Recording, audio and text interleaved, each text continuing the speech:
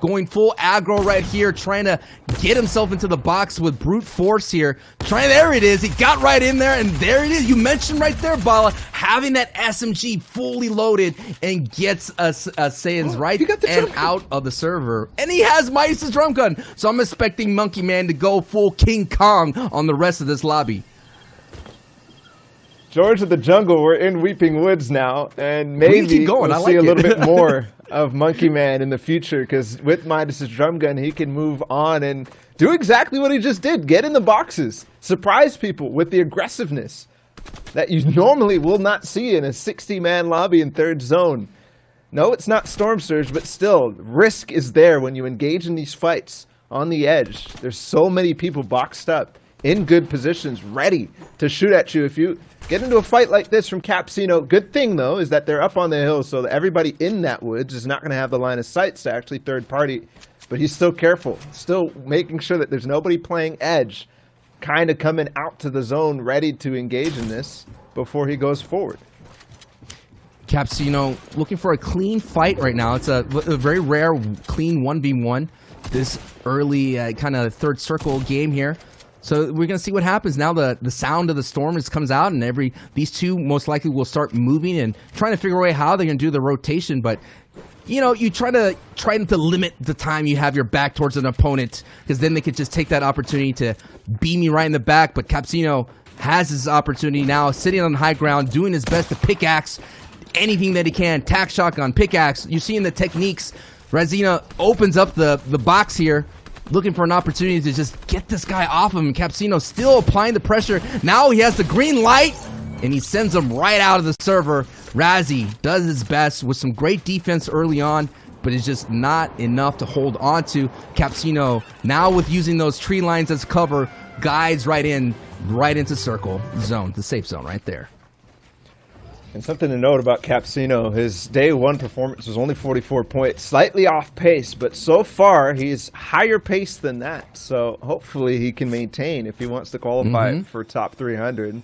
And plays like that are going to be what makes the difference. Outside of zone, a safe fight that you can get extra loot, get refreshed on materials, get the shields that you need to actually perform in a game like this. And also starting to accrue some placement points too, as he gets into, hopefully, a solid position, though. Edge zone makes it difficult to rotate as this fourth goes. But look at the density of players. It's actually fairly spread, which is not something I expected to see at this stage. Maybe in week 2, maybe at grand finals. This spread of players might be something that I would have expected. But for this stage, usually you'd have these congested sides. It's all over the place today. Ball is referring to the mini-map. You take a look, and all of them looks like a nice little polka dot. Usually you will see one side. No doubt, maybe that north side, right on that tip of the circle there, might be very congested, but you said so yourself, Bala. It's all spread out, and Milan is actually doing really well. It's one of the top people to look at in day 2.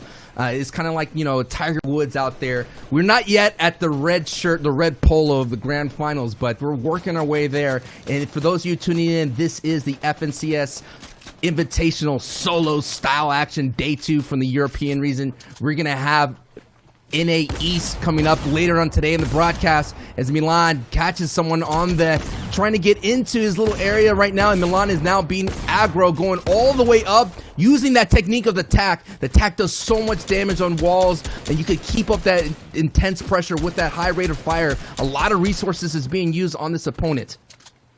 I worry here, though, for Milan. This was somebody who was pressuring him for quite a long time. This may be a little bit of an emotional play, but he makes it work. But what I'm referring to is that the zone was going to start moving if he did not wrap that up, which it quite as well could have happened if Dark Areno could have held on a little bit longer. This was going to happen. Milan being held out of zone. He's still making the rotate on the backside. Another player, too, Capsino, we mentioned that he was on the edge. Optily, too. As they go down this hill, yes, it's through the trees, and I said the line of sights might not be there, but all the players who are in there are looking back, looking for people who are on the outside to take shots just like this. Optili gets right on top. The cone was phased. He does get beamed a little bit, but still has a lot of HP to work with, and his opponent, which was Capsino, does fall, so he doesn't have to worry about that too much further, and he's in zone now. looking good right now, heading into the 5th circle, which would be the half in, half out. And you're going to see the circle pick a side here. So Optily looking for an opportunity to hopefully get that side going in, but he has to be careful for the opponent down below and all the gunshots happening. A third person is now picking at him from below, and he's still trying to hold it. The Harpoon is trying to take the floor away from him. Luckily, Bala, the 5th circle, is so close by, so he can take some time in this fight and not have to worry about making that big-time rotation. 100%, and there's already players blazing the trail for him down below. I saw Jamside from VP making his rotation already, so that might be somebody that he can follow up on. But hold on, there's a heavy sniper in the box. It's Julian Calm. He gets aggressive. He knows that there was just 2 eliminations taken by Optily, which means that there's 2 eliminations worth of loot in that box, possibly a launch pad. Julian Calm does get that, and now has the luxury of being able to pick the rotation fairly easily. Milan on the backside of this, though he doesn't, and only 67 builds. He might be able to make it towards 5th. He misses the opportunity for the community launch pad, opting to go over towards these 3, where I don't think there's anything here, Milan. I think these guys were waiting just as you were, but there it is.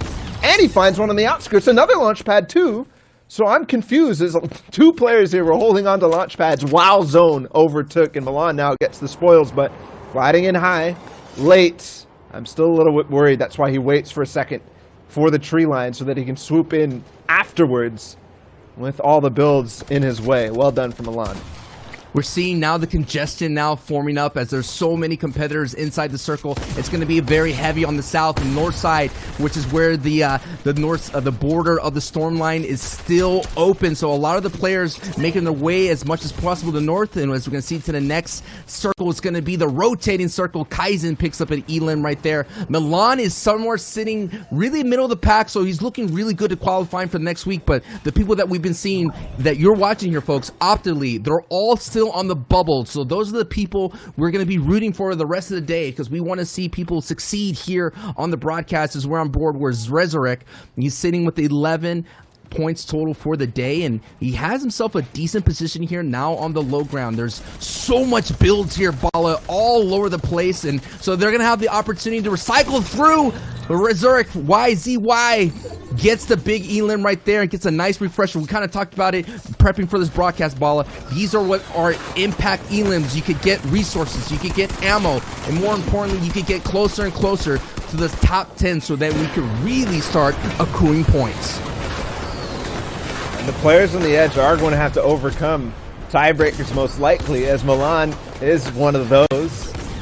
And you got to be careful with those, because if you're not all the way up the top, that tends to happen. He's got to maybe get a win, and he is going to get in the box and get an Elim. So maybe performances like this, if he does pop off, if he does get a 10 in elimination top placement, and maybe he doesn't need that.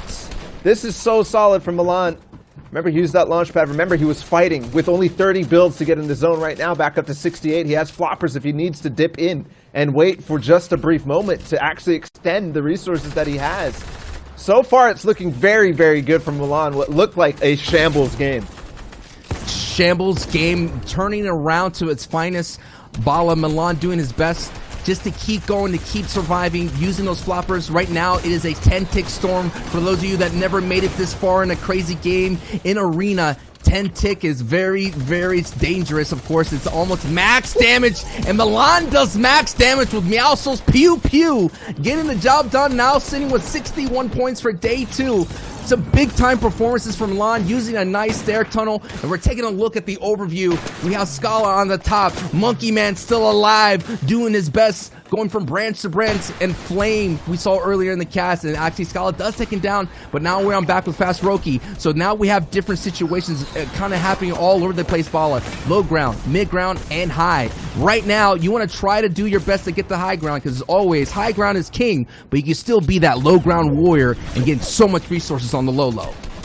And we are looking at the mid ground from Fastroki. He's going to look back through his old tarp, and that takes out Monkey Man, who made it to the top 11. So good placement there, but he gives Fastroki the Midas drum gun. Trulex, I believe, is the player on height. And Fastroki opting to see if he wants to go dip in his zone for a couple little builds. And I think maybe harpooning what he could have would have been nice, but I don't think he actually saw any builds in that. And for now, 2 eliminations for him.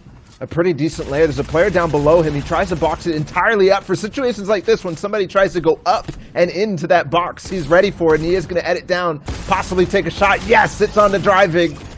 And that's now 3. Trulex has lost tight. It's Jamon, and Julian Com is second. Milan's still up, by the way, in this game.